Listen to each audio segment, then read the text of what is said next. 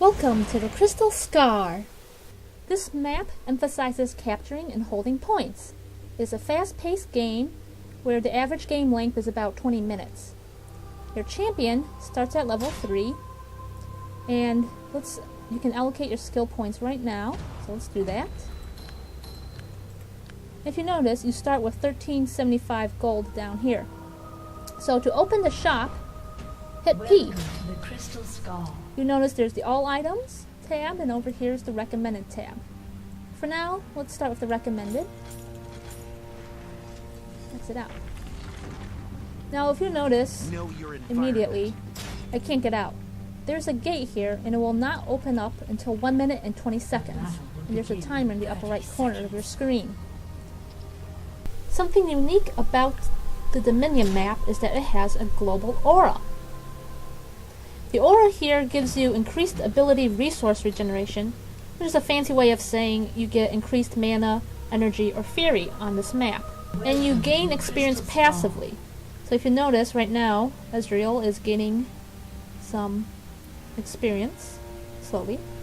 And there is a 20% reduced self-healing, and this also applies to the amount of health you get back from lifesteal. Not indicated by the aura, but there is increased passive gold gain that will occur once these gates open. Agreed. So let's take a look at the map then. Right now, what we have here is the blue base, and over here is purple's base. At the top, we have Windmill, it's referred to top as both teams. Over here is the drill, and that's purple's mid. Down here is the Boneyard, and that's purple's bottom. Over here, closer to us, is the quarry, and that's our bot. And up here is the refinery, and that's blue's mid. You can also notice, as we look around, there is permanent vision, a big circle right here, permanent vision. And there's also pockets around the points over here, here, and there's one in the middle. Now, there are no wards on this map, so giving away your location to the enemy team is a huge disadvantage. So let's stick in the fog of war while we head up top. Over here. Now right here, I just walked through a thin strip of fog of war, so they don't see me. As I continue on, they still won't see me because the permanent vision ends right about here. Agreed. And then I countered this. This is a speed shrine, and they're noted on the minimap as winged boots. I can get Ezreal's icon off. On over here, here, and here. Let's go. And once you touch them, as the name says, you get increased movement speed. Now let's continue our way up top. If this was a normal game, we'd have champions on both teams arriving in this area at the same time. So let's talk about how we capture points. To capture a point, right-click on the turret in the middle. Notice this is a capture beam, and I can get interrupted if somebody hits me, No time to and waste. Shaco just interrupted me. And I can interrupt him back by doing damage as well. Now, another way to get interrupted at neutral turrets Who needs is a like map? this. Shaco just right-clicked on the middle of the turret since it's neutral and interrupt me. This works for everyone that is channeling at that time. Who needs a map? When you get interrupted, notice that there is a timer on your cursor that will show you when you can capture the turret again.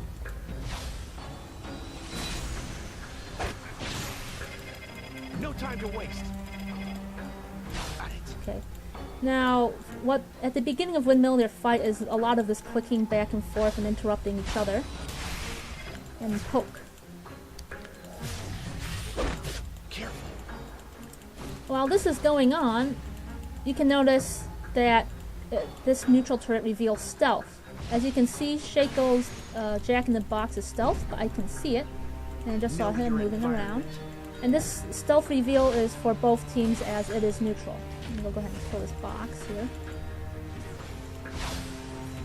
Okay. Now, the windmill fight way. ends when somebody on either team either gets horribly out of position or they engage. So, let's see if we can win this fight here.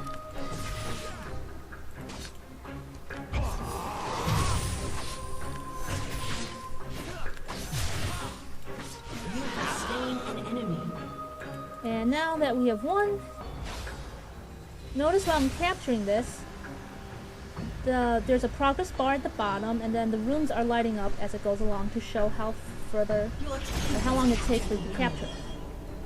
Now I am injured. Over here. If I walk over here, there's a health pack. Right there. Now this recovers health and mana, so... Or if you don't have mana, it'll also recover energy and fury. So let's show this. Who needs a map? Ah, feel better. And they are located here, here, here, here, and here. And these are the ones near the points. And there's them over here as well. In the jungle. Let's go. And these are little plus signs on your mini-map. So how to get minions to spawn? The enemy has captured the drill. Got it. Minions spawn when there are two adjacent points controlled by the opposite teams. I control Windmill, Best racing. Shaco's team controls Drill. And our minion spawns from these little gates, and they'll head towards... Here they come. And they'll head towards the other's points. Now, what's so great about these minions besides giving me gold? Okay, I can just... there we go, last hitting. Yes, it's an important skill in Summer's Rift, not so much in the minion. It's all skill. So what happens when a minion wave comes to my turret? Let's find out. And here comes their minions. Notice that this poor melee minion is help chipping away. Oh, here come some allies. And look at them capture my point right now. Now if Shaco comes and capture this point as well, look at how fast it goes in terms of capturing it. So let's not let him capture this.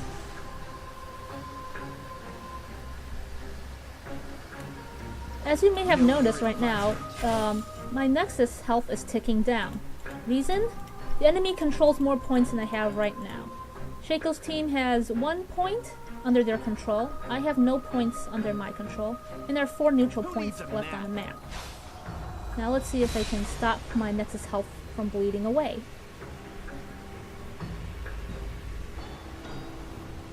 Your team has captured the windmill. Let's go. Now you notice neither side's Nexus health is going down. That's because we have equal amounts of turrets under our control. Now let's see what happens if I grab one more turret compared to them. Your team has captured the Notice now I have more points than the enemies, and now their Nexus health is slowly draining away. And it shows it by this nice little animation on their bar. So this is one way of dealing damage to the Nexus. Another way of dealing damage to Nexus is by killing enemy champions. Each time I kill an enemy champion or they kill me, their respective No time to waste. Nexus health loses 2. So I'm gonna let Shaco kill me so you can see my team go from 475 to 473. You have been slain. Yep, that minus 2 Nexus health. However, this killing enemy champions only deals 2 Nexus health if they are above 100. If they're below 100 Nexus health, then killing them will not change.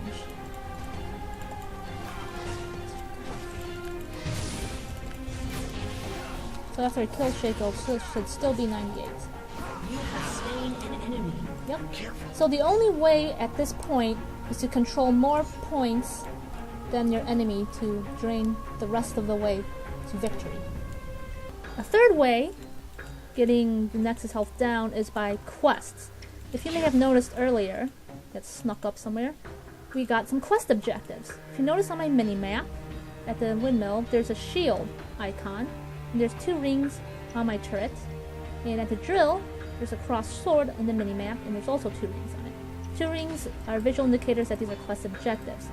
This quest is available to both teams, except for the purple team. They're defending their drill, and they need to assault the windmill. So the cross sword's assault, shield is defend. What do I get for completing the quest? Well, if I do this properly, Capture the bone wall. the next self takes an extra 20 damage, so red should lose an extra 20. And I get a 10% damage buff to my entire team. So notice how slow I am capturing this without my minions to help me out.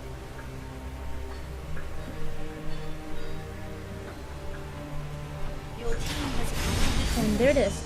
Got minus 20, Over here. and this, these little orbs floating around me is my damage buff.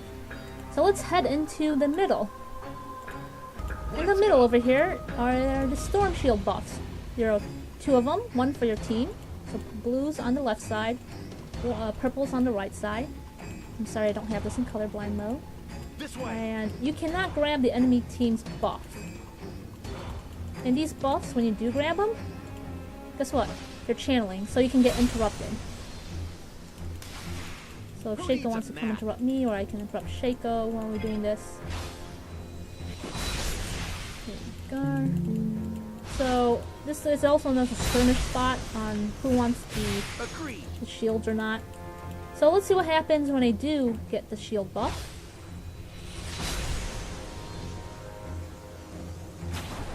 Now, first of all, you notice my champion grew a lot bigger, and I got these white bars over here to indicate I have a shield. And if I have an offensive part to it, so if I attack him, there's a Let's lightning go. zap, and this also works with spells as well. So let's see, zap, and this also works with dots. Now, what is a typical game No after time to waste. we know all of these? What's a typical game for somebody who goes top lane? On top lane, you want to keep an eye out for your middle. You have to protect that so you don't get ninja Over capped. here. You have to be careful in the jungle. There might be somebody hiding in there. Is there a shake on this brush? Nope. And of course, the windmill, since it's equal distance from both enemy teams. It's also the hardest point to assault and defend. So this will be changing hands between the 2 teams a lot. This way. And so what happens if I decide to be the mid laner or someone who goes bot lane? Know your environment. If you're the person chosen to go mid lane, walk up to the top of the summoner's platform, ping the turret, and say, to the crystal skull. I got mid.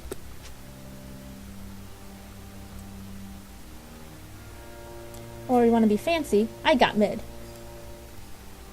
The new ping. Your job as the person who goes mid is to go and capture it. So let's go do that. Remember, right click to capture a turret or point.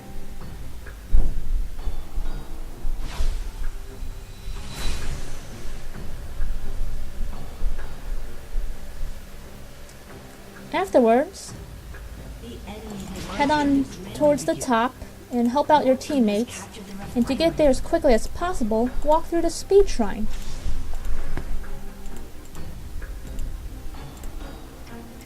Who questions my ability?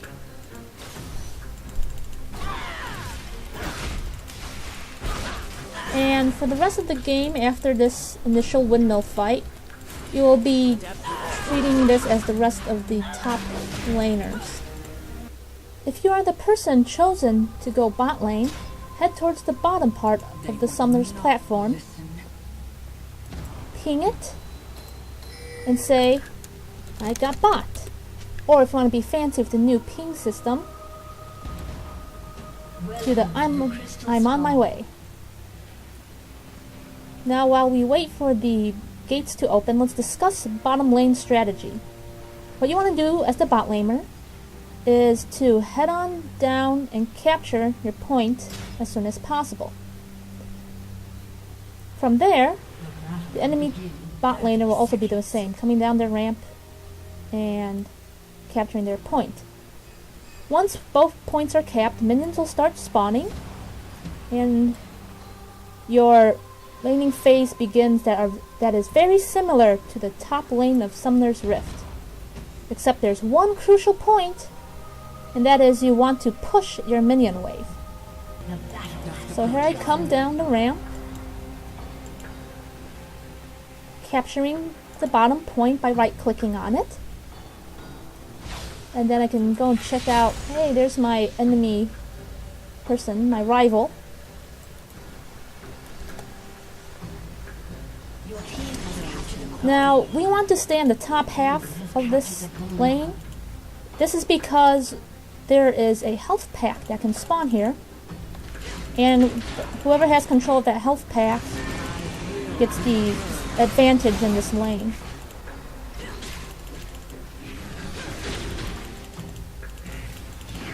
Oh, there it is. Uh-oh. Oh, look at that. I let Malzahar get it. Now, what you want to be doing, you're going to be skirmishing with your rival.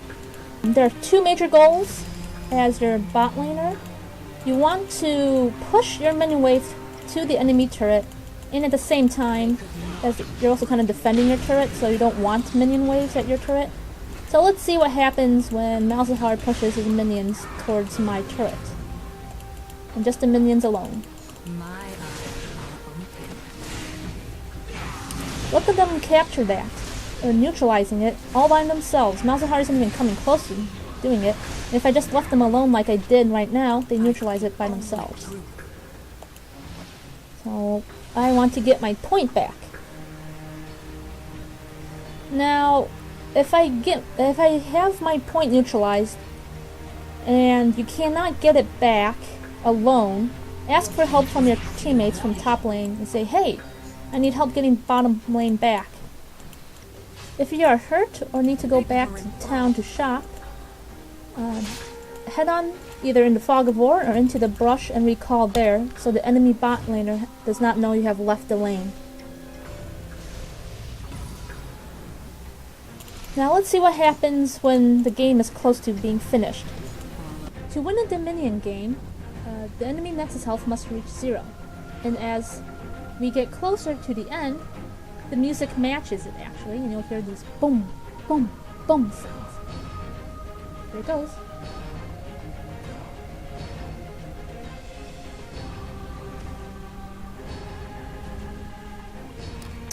And that is the end of the Dominion game, because their Nexus exploded. victory. That's it for the beginner's tutorial. If you want to know more advanced tips and tricks, check out the advanced guide, and I'll see you guys in the Crystal Scar.